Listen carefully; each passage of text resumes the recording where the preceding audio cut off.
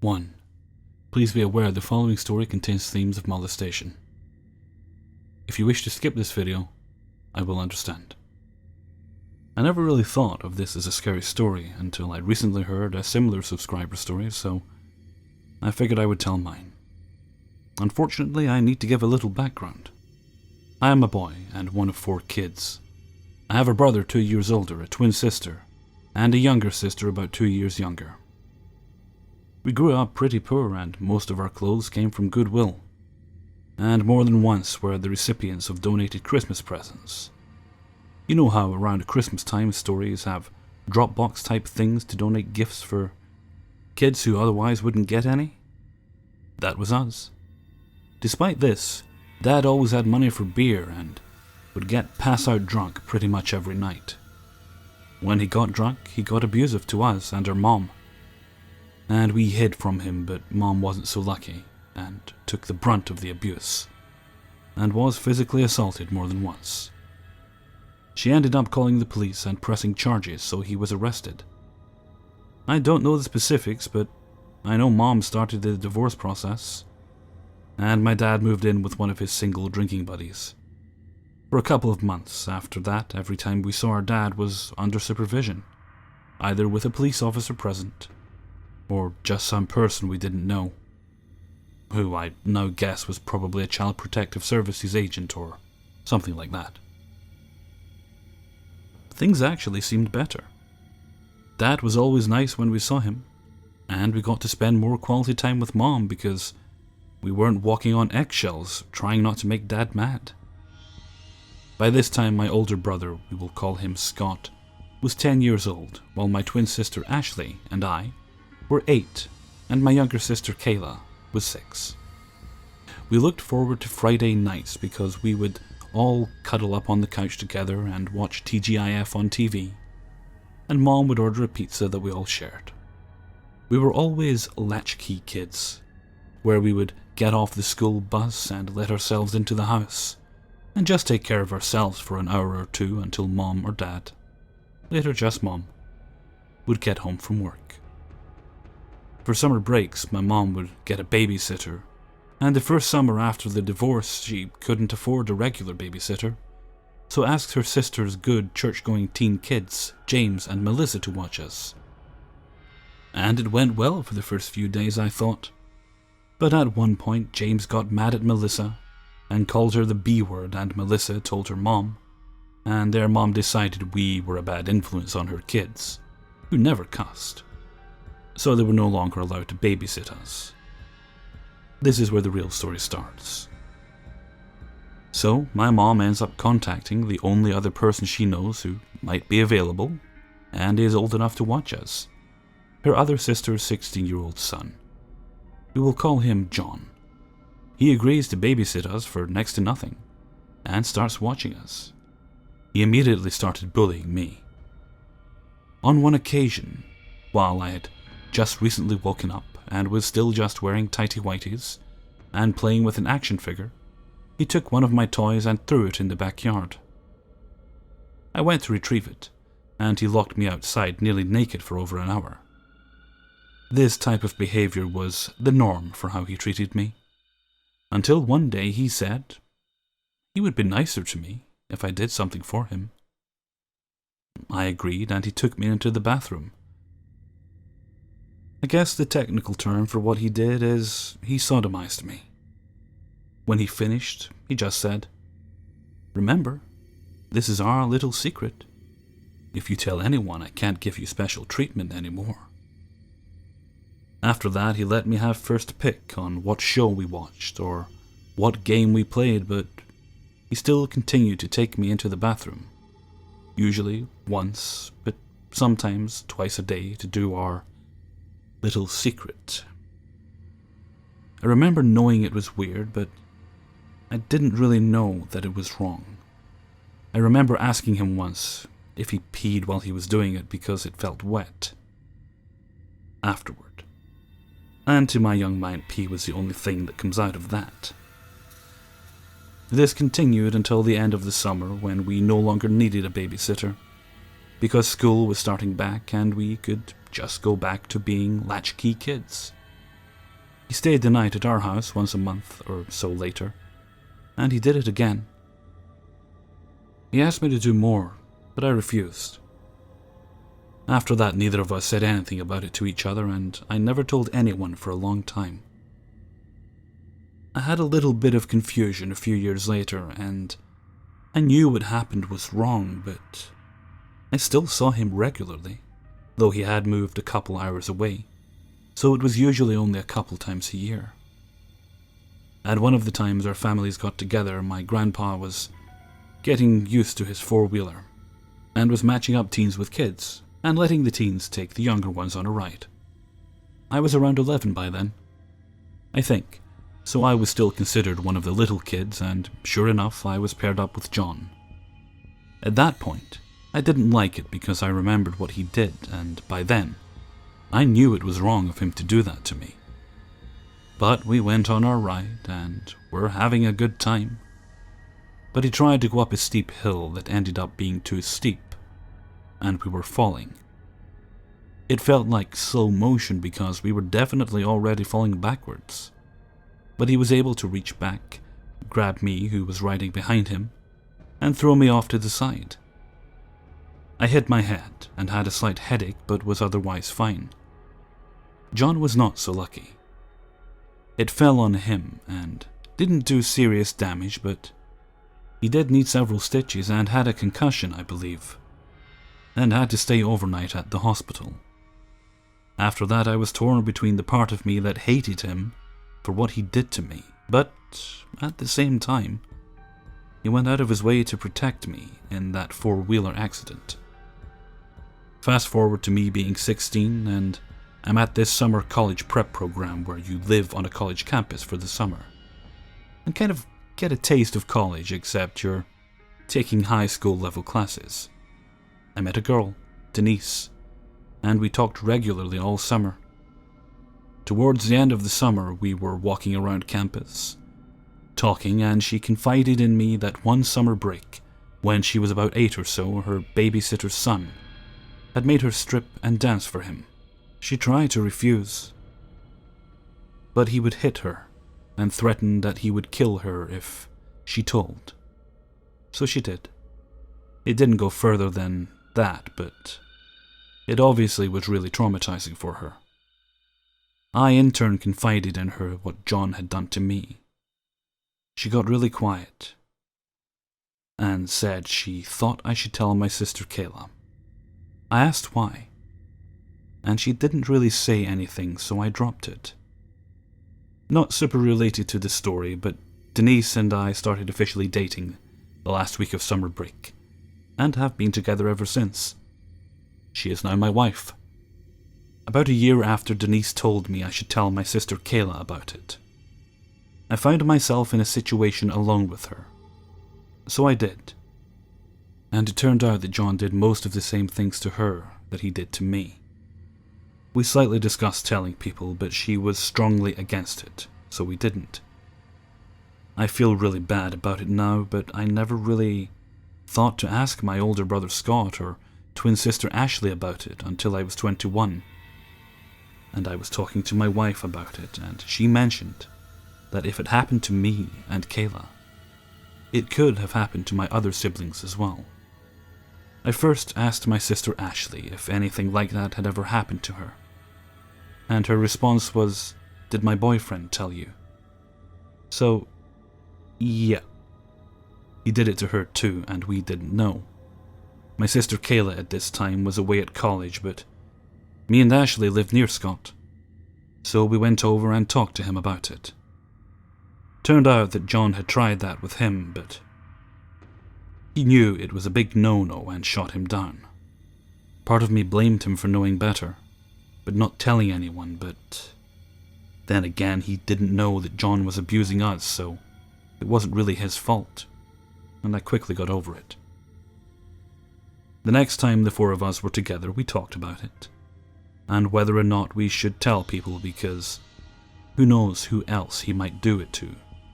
And he had a young daughter by then, and drove a school bus for a living. None of us really wanted to go to the police or anything. I think we or those of us that wanted to, just wanted to tell our mom and kind of let it go from there where it will. Ashley strongly wanted to tell our mom.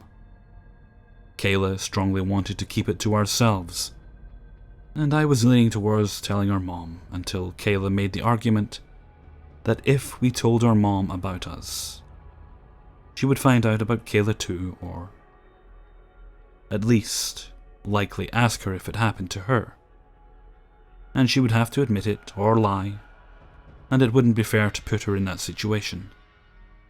So I ended up telling Ashley that if she wanted to tell our mom, I wouldn't stop her, and would go with her if she wanted. But otherwise I thought we should keep it to ourselves, so as not to draw Kayla into it against her wishes. So we ended up not telling.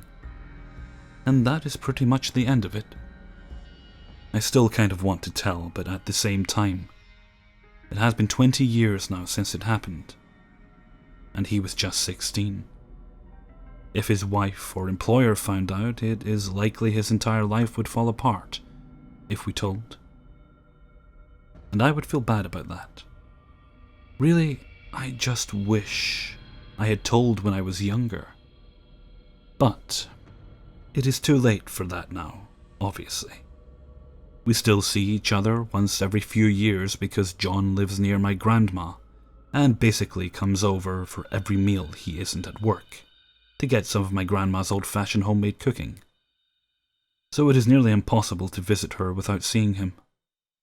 Now I have a young daughter, and we have only visited once since then, when she was a young baby. I brought my gun with me. I have a concealed carry permit, and carry pretty much any time it is allowed. And I think he could tell from the look on my face I would shoot him if he so much as laid a finger on her, because he was probably the only one in the whole house who didn't hold her.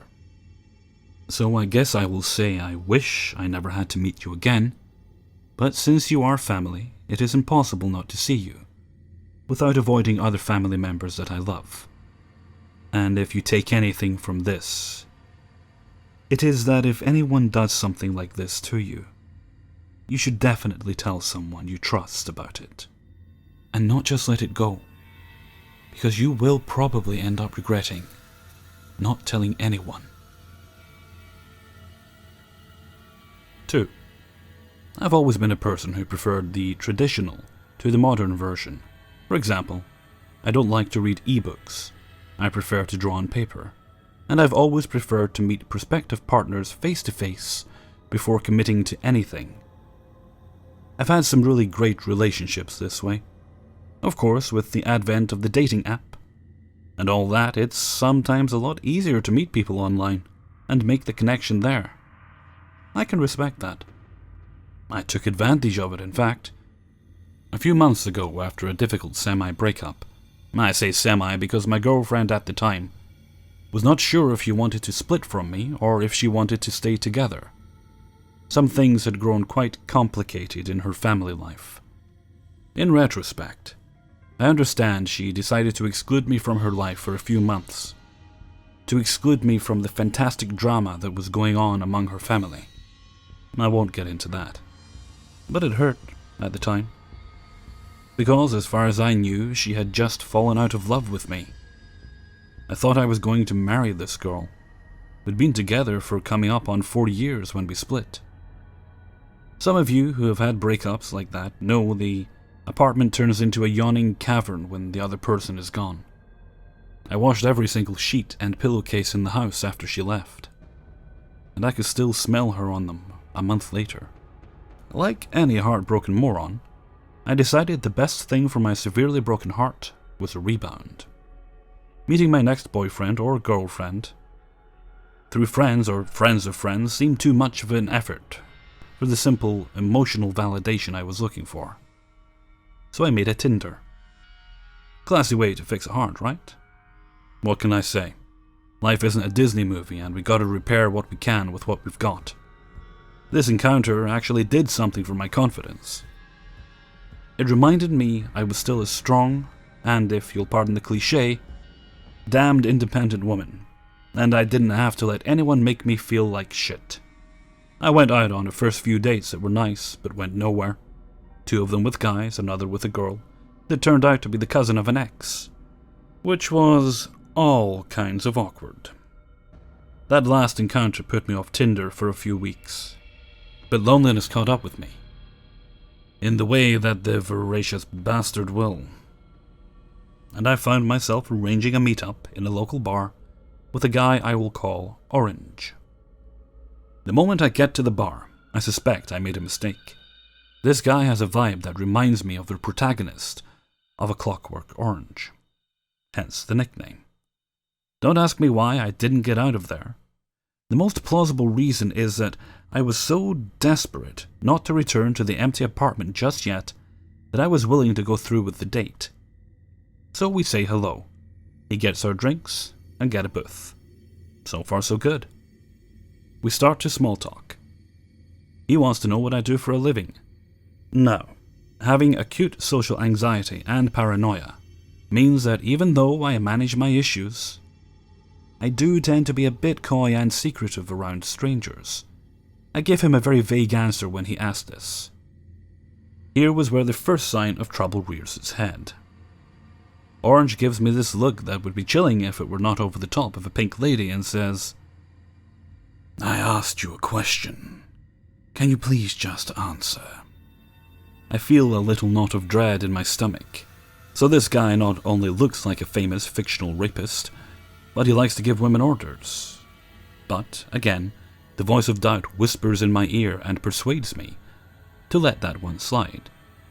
So I tell him, again, that I work in something to do with numbers.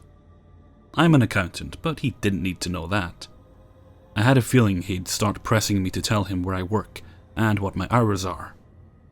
So I ask him what he does. And in typical smug creeper fashion he says, "Oh, I make a lot of money." Great. So I ask him what he did to make a lot of money, and make a face to make sure he knew that didn't impress me. He doesn't pick up on the face. "I also travel a lot. I was in Rome last month." My bullshitometer is lighting up. Call it a bad mood, and me, by extension, a terrible person for doing this. But I decide if I'm going to get a nice date out of this guy, then I'm at least going to get some entertainment. Empty apartment. Broken heart. I figure the dating app gods had turned their backs on me. But the god of annoying men had decided to drop one of their finer pieces in my lap to give me a little laugh. Boy, was I wrong. He was not here for a laugh. Before I can move on to the next subject, Orange starts to talk about his amazing trip to Rome. Any other person would have probably pulled out their phone to show me some photos.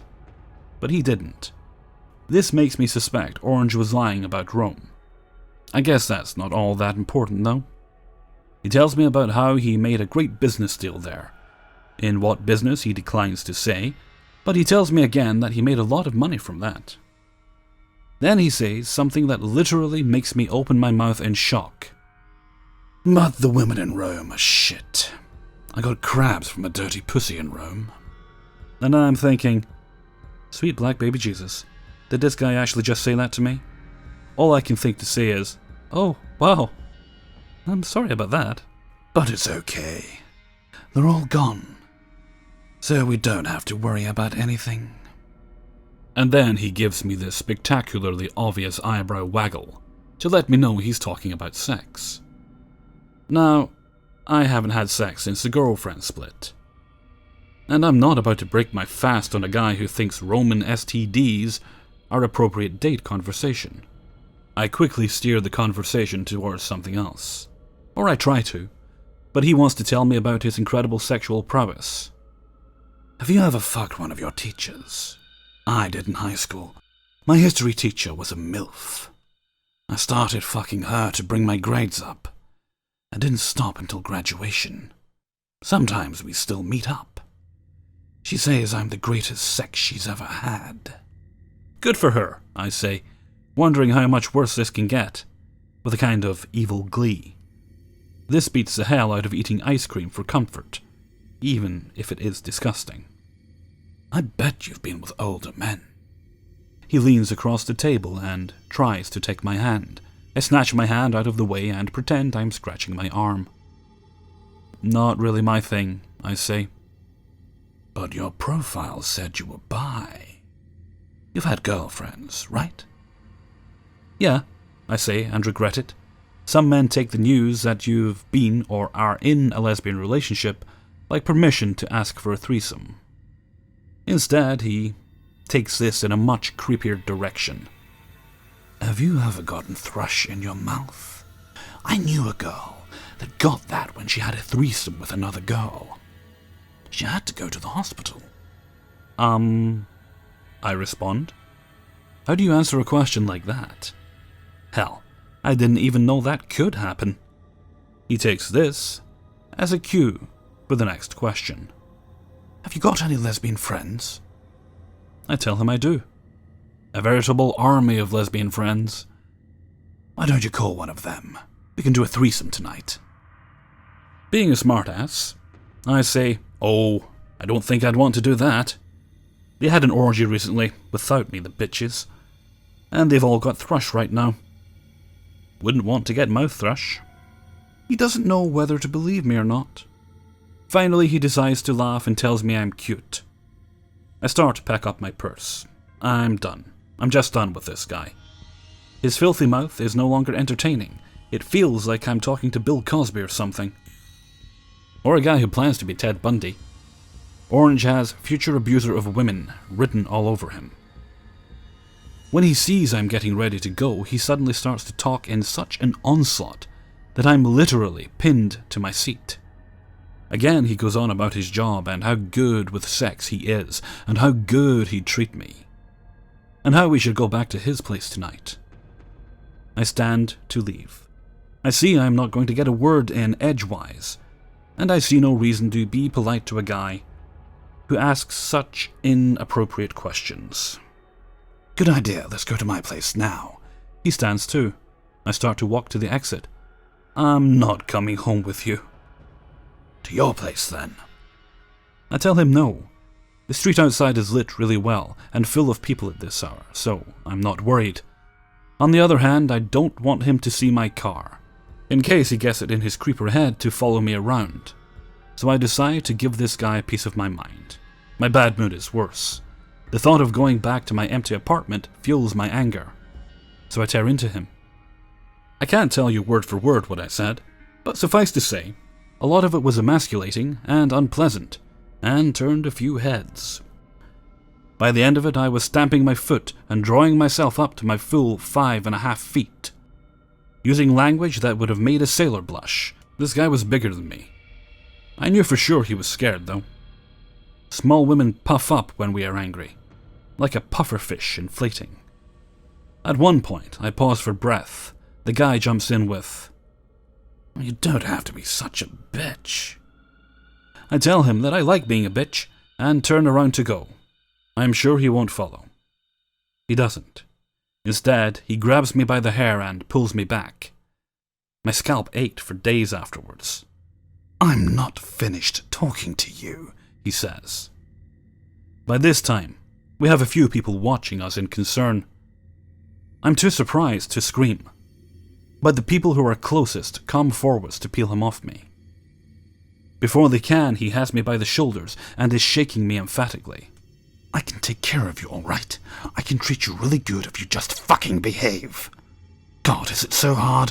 Why do women always push so goddamned hard? Just get back in the bar, okay? I'll let this one go, but you have to promise to behave for the rest of the night." One of the guys grabs his shoulder and starts to pull him away. "Fuck off. Me and my girlfriend are having a conversation." The word girlfriend is what does it. Not the assault part. Not the fact that he has exposed me to one of my worst nightmares. Making a scene in front of people. And I'm about to have a full-blown panic attack. Not the fact that he said some of the most disgusting things I have ever heard said about women in the bar. That he seems to think we're going to be together after treating me so badly. I had to work up so much courage to put myself out there on Tinder. And this is what it gets me. A creep claiming me as his girlfriend, after he has literally stopped me from leaving by grabbing my hair. Now, I am not a physically confrontational person. My temper has already flared because this guy's persistence scares me so badly. I scream at him to chase him away. I'm like a cornered animal, but still vulnerable. And now he's got his hands on me. Social anxiety makes sure I shirk the walls. Sarcasm is usually my only defense. However, social anxiety has also made a potential murderer out of most strangers, in my paranoid eyes, and kept me going to self-defense classes. I'm not a black belt or anything, but I know how to make it hurt like hell when I hit someone. And I do. I give him a good chop to the solar plexus. He collapses like the stock market. Then I tear through the crowd and get into my car before anyone can try to stop me or ask me what's going on. I just want to forget that ever happened. I drive to the parking lot of a diner I go to a lot, where I know it's safe, and delete my Tinder. When I feel the panic attack coming on, I get into the back seat and lay down and breathe my way through it. I imagine that his angry face will appear in one of the windows, that he'll drag me out of the car by my hair and do horrible things to me. The kinds of horrible things men do to women. I didn't end up going to the police. I could have pressed charges with so many witnesses to the physical assault. And to back me up that I had to attack him in self-defense as well. But I didn't want to go through that. I already had enough on my plate. I just pretended it didn't happen. I never have seen him again. He deleted his Tinder account too by the following day. It's been the better part of a year since this happened. If there's any message I want anyone to take away from this, it's caution. If someone gives you bad vibes, you get out. Don't stay to get a good story to tell later. Just get out. And to women specifically, violence is not a good way to get out of your situation, especially if you're alone. I happen to have training, which was why I took the risk. The average man can overpower the average woman, but if he starts to attack you, and you have to fight back, remember everything can be made into a weapon if you're scared enough. On a positive note, I got back with my girlfriend. She came back a few months later and explained to me what had been going on in her life. We decided to take it slow. Now we're back together. The apartment isn't so empty anymore. So there's not much danger of me going on another date like the disastrous one with Orange. To Orange, I sincerely hope you have an accident that results in you losing your balls and dick. My girlfriend is beautiful, and as an added bonus, she is a black belt in karate. In fact, she's the one who got me into it. So if we ever meet in the future and you try some bullshit like that again, I'll sick all 6 feet, 187 pounds of my girlfriend on you. 3. This is an ongoing situation, and it's really scaring me, so I would like to share it. Some of you may be familiar with the text game site Torn City.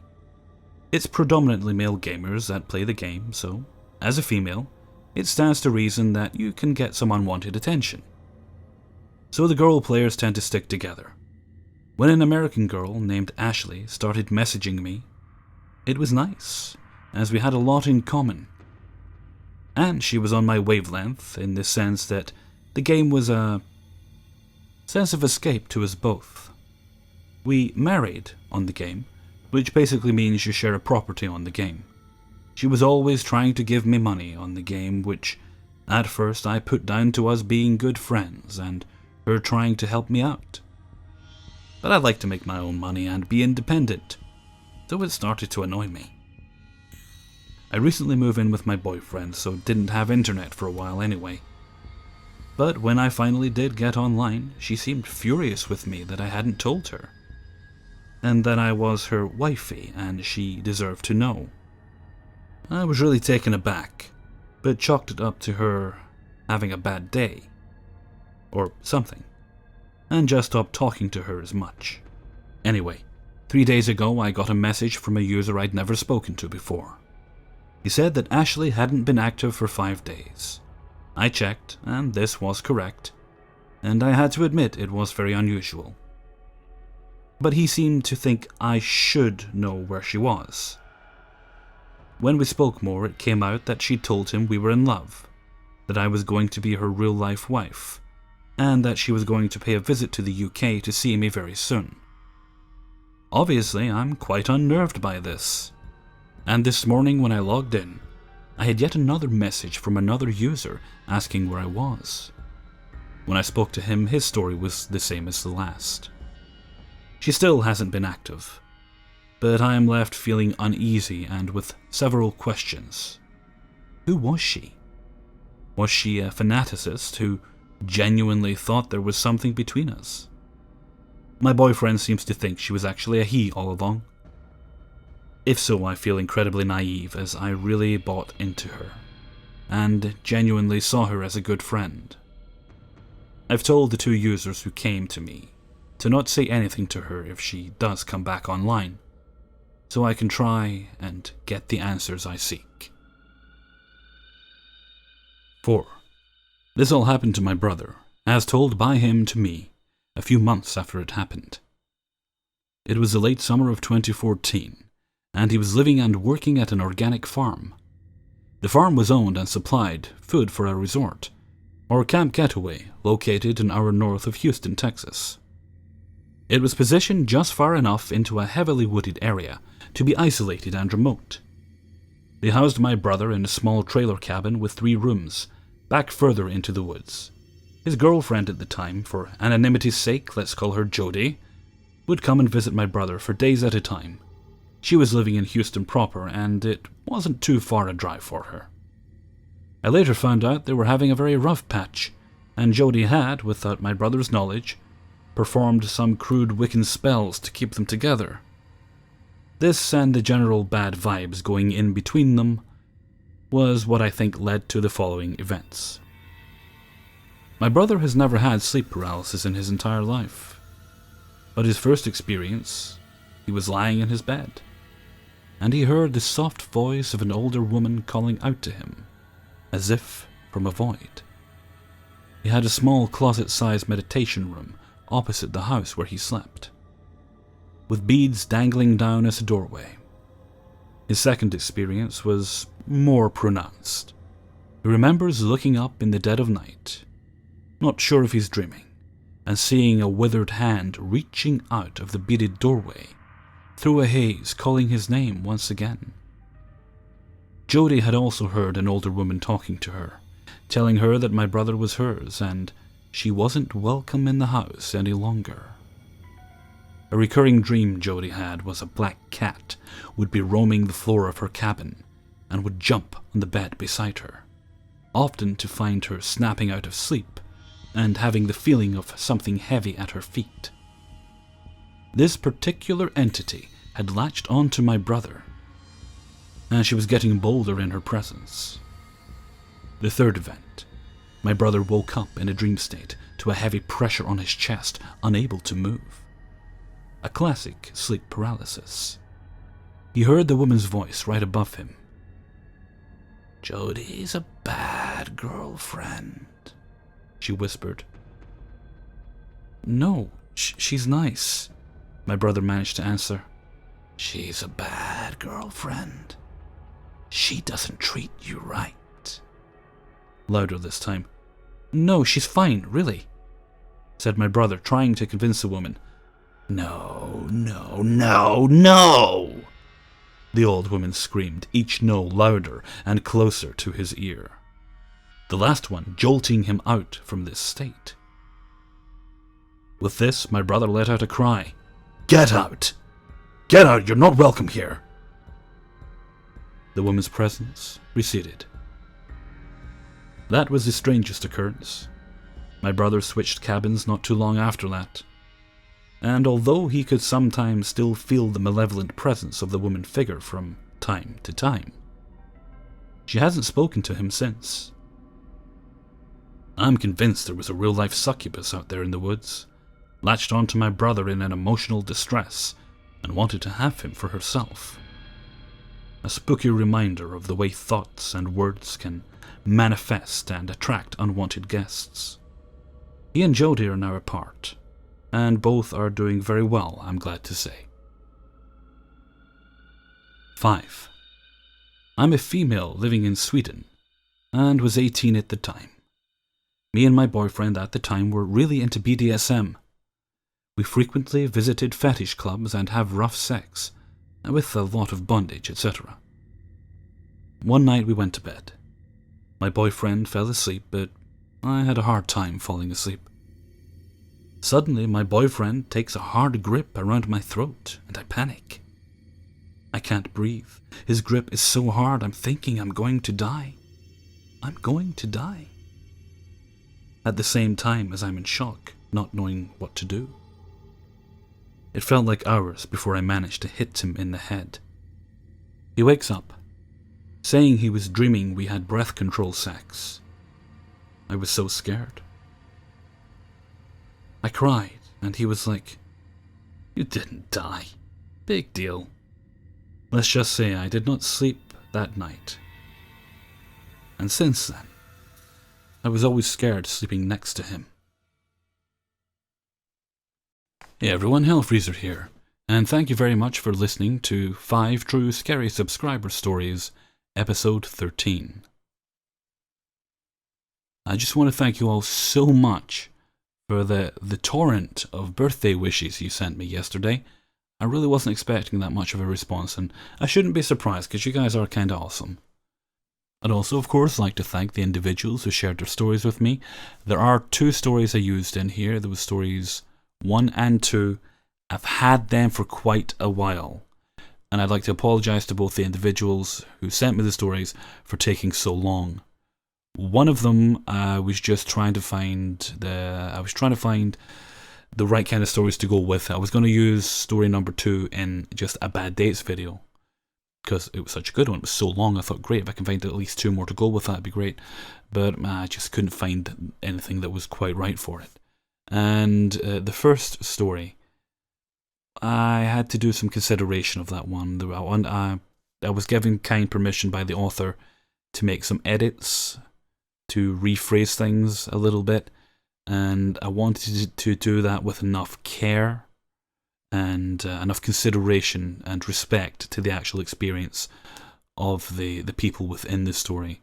Not obviously that shithead John, but the other people within the story. That I didn't want to rush it. So that's why those 2 took so long. And I'd just like to point out, if you're a new subscriber, I do tend to yammer on a bit at the end of the video. But don't worry, the stories are actually over at this point. So if you're not enjoying the yammering, totally fine, don't worry about it. You're not really going to miss anything important if you stop listening now. But I tend to do it on every video. Just a heads up. And if you do continue listening, bless you. Thank you so much. Okay, and with those words, I think I'm going to head off now because I got very little sleep last night. I was finishing the big video off yesterday, so I got into bed, I think it was about 9:30, 10 in the morning or something by the time I was done, because there was a few little hiccups I had to fix. And then, it was either my next door neighbour or the house down decided they were going to bang and hammer away the whole day. So I got very little sleep. I'm existing basically on Rockstar, coffee, and Mountain Dew, I think that's, and Coke. Anything with caffeine in it today, that's what I'm subsisting on.